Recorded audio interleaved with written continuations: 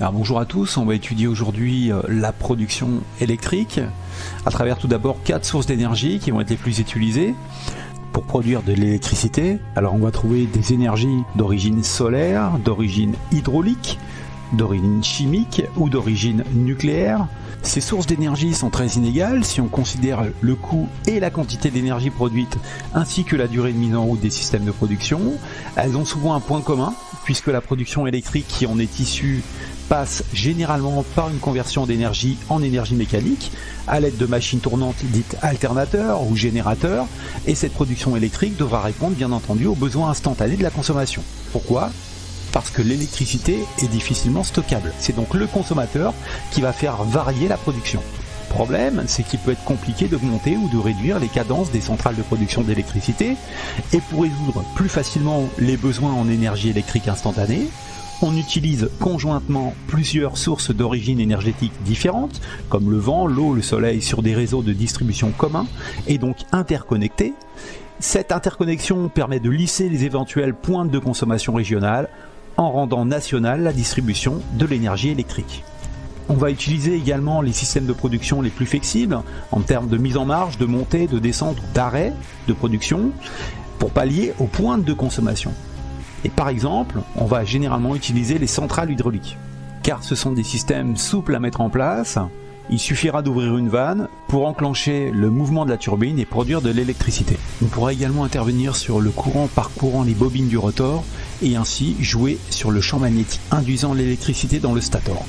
Alors ces centrales hydrauliques se trouveront généralement dans des zones de montagne.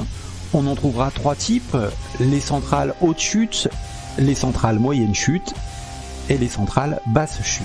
Alors les centrales hydrauliques sont dites de haute chute lorsqu'elles sont en altitude, endroit où on va pouvoir bénéficier de dénivelés suffisamment importants pour compenser le manque de débit qu'on trouvera en haute montagne.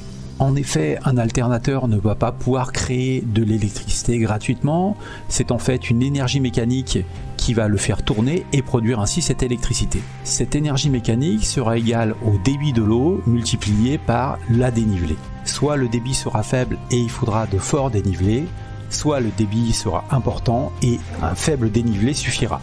Alors comme vous l'aurez compris, sur les centrales haute chute, les débits seront faibles. C'est pourquoi il faudra agir sur des forts dénivelés afin d'obtenir une énergie cinétique de l'eau capable de faire tourner notre alternateur.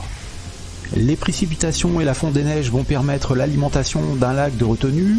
Celui-ci est composé à l'origine d'une gorge ou d'une vallée qu'on viendra boucher à l'aide d'un barrage, puis noyer à l'aide des eaux de ruissellement provenant de la montagne.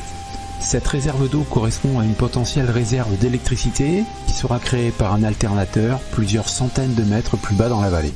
Et c'est à l'aide de conduites dites forcées que l'on acheminera l'eau jusqu'à l'usine de production électrique. Tout au long de sa descente, notre eau va gagner en vitesse et donc en énergie cinétique, pour venir au final frapper une turbine dite Pelton et mettre en rotation un alternateur afin de produire l'électricité nécessaire à notre consommation. Cette production sera ensuite acheminée jusqu'à un transformateur qui élèvera la tension jusqu'à 225 000 ou 400 000 volts afin de rejoindre le réseau interconnecté national de distribution électrique. L'eau turbinée, quant à elle, rejoindra le lit de la rivière par un canal dit canal de fuite. Alors voilà pour les centrales haute chute, centrales de haute montagne. Intéressons-nous maintenant à la turbine utilisée dans ce type de centrale. La turbine Pelton est le successeur de l'ancienne roue hydraulique. Les anciennes roues hydrauliques en bois ont été utilisées pendant des siècles. Dans le passé, les moulins à aubes étaient constitués d'une roue hydraulique en bois permettant par son mouvement de transformer les céréales et les graines en farine. La roue hydraulique actionnait alors une meule de pierre par l'intermédiaire d'un engrenage. Cette meule tournante munie d'un trou central pour le passage du grain tournait au-dessus d'une meule dormante et fabriquait ainsi la farine. Aujourd'hui, l'ancienne roue hydraulique est remplacée par la turbine Pelton. La forme de cette turbine est très évoluée et présente un rendement bien meilleur que les anciennes roues à aubes en bois. Cette turbine est munie d'une série d'ogives ressemblant fortement à 2 demi-coquilles de noix. Moulées en une seule pièce, ces ogives sont très robustes. Elles possèdent une arête médiane, Celle-ci permettra au jet d'eau qui la frappe d'être séparé en deux. L'ogive permettra alors un changement de direction du jet d'eau de presque 180 degrés. En conséquence, presque toute l'énergie de l'eau est transformée en énergie mécanique de rotation. Une turbine Pelton peut être munie de plusieurs injecteurs, augmentant ainsi la puissance générée par l'eau, et donc la puissance à laquelle notre turbine sera soumise. Passons maintenant aux centrales de moyenne montagne, les centrales moyenne chute. Alors les centrales hydrauliques sont dites aux moyennes chutes lorsqu'elles viennent gérer des dénivelés qui concernent quelques dizaines de mètres simplement. Elles se situent en moyenne montagne et utilisent des débits d'eau moyens. L'usine de production d'électricité est généralement située au bas du barrage permettant la retenue d'eau. Elle est équipée d'une turbine Francis car c'est la plus adaptée au débit utilisé dans les centrales de moyenne chute. L'eau est acheminée vers une interface spiralaire où elle tourbillonnera et entraînera avec elle les aubes mobiles de la turbine Francis qui entraînera à son tour un alternateur produisant l'électricité nécessaire à notre consommation. Comme pour les centrales de haute montagne, cette énergie sera acheminée vers un transformateur qui viendra élever la tension jusqu'à 400 000 volts afin de pouvoir intégrer le réseau national français interconnecté de distribution d'énergie. Intéressons-nous à la turbine utilisée dans ce type de centrale, la turbine Francis. Alors comme vous l'avez compris, les turbines Francis sont souvent utilisées pour les centrales de moyenne chute. Pour qu'il y ait production d'électricité, notre générateur est relié à la roue mobile par un arbre. Cette roue mobile munie de pales fixes sera entourée d'une roue directrice dont les pales, elles, seront orientables. Leur orientation permettra de définir et d'ajuster la puissance de la turbine. L'alimentation en eau de la turbine Francis se fera généralement par une bâche spirale entourant la turbine à pales fixes.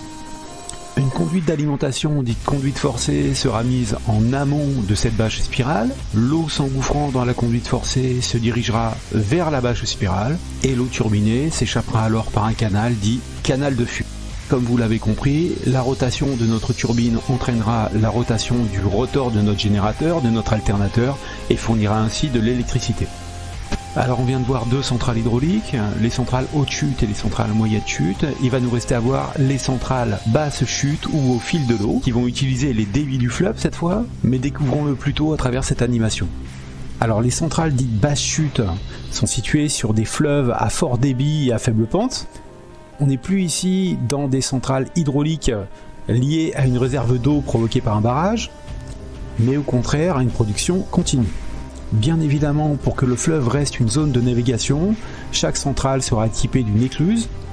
Notre système de production s'articulera autour d'une turbine dite Kaplan, car c'est la plus adaptée aux importants débits que peuvent fournir les fleuves.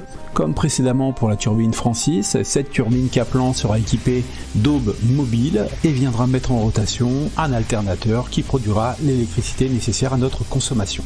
De nouveau, cette énergie sera conduite à un transformateur qui hissera la tension jusqu'à 400 000 volts afin d'intégrer le réseau interconnecté français de distribution. Analysons à nouveau la turbine mise en jeu dans ce type de centrale. Alors notre turbine Kaplan sera posée entre l'amont et l'aval du fleuve. Elle a la forme d'une hélice de bateau et se différencie des autres turbines à hélice par ses pales orientables dont on peut faire varier le pas pendant le fonctionnement. Ça lui permet d'avoir un rendement énergétique élevé pour des débits d'eau variables. Alors son rendement il est assez fort, il atteint normalement 90 à 95%. C'est une évolution technique de la turbine Francis quand on regarde bien. Hein. Pourquoi ? Parce que les pales de la roue tournante, celles qui ressemblent à une hélice de bateau, ont changé. Et par contre, au niveau de la roue fixe, les pales orientables, elles, n'ont pas changé. Alors son invention a permis la production d'énergie efficace lorsque la turbine Francis ne pouvait pas être utilisée. Son diamètre peut varier entre 2 et 11 mètres avec une plage de rotation de la turbine pouvant varier de 50 à 250 tours par minute pour une puissance installée jusqu'à 250 MW. Alors cette turbine de type Kaplan va être utilisée dans les centrales basse chute ou au fil de l'eau de manière verticale, mais on va la retrouver aussi dans des usines marémotrices de manière horizontale.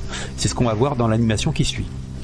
Alors je vais vous présenter ici l'usine marémotrice de la Rance qui va utiliser finalement les dénivelés et débits d'eau des marées afin d'actionner leur turbine qui fera tourner un alternateur. Son principe est relativement simple puisqu'il s'intéresse à la dénivelée créée par l'amplitude des marées. On viendra à marée montante remplir un réservoir en faisant tourner une turbine dans un sens. puis à marée descendante, vider un réservoir afin de faire tourner la turbine dans l'autre sens. Comme dit précédemment, c'est également ici une turbine Kaplan qui sera mise en œuvre, mais cette fois-ci de manière horizontale, et c'est celle-ci qui viendra activer la rotation de notre alternateur afin de produire l'électricité nécessaire à notre consommation. Bien évidemment, cette énergie sera acheminée jusqu'à un transformateur afin qu'il hisse la tension jusqu'à 400 000 volts pour intégrer le réseau interconnecté français de distribution. Alors on a fait à peu près le tour de ce qui se faisait sur les centrales hydrauliques. D'autres vidéos seront consacrées aux autres types de centrales de production. C'en est donc fini pour celle-ci. Merci beaucoup et à très bientôt.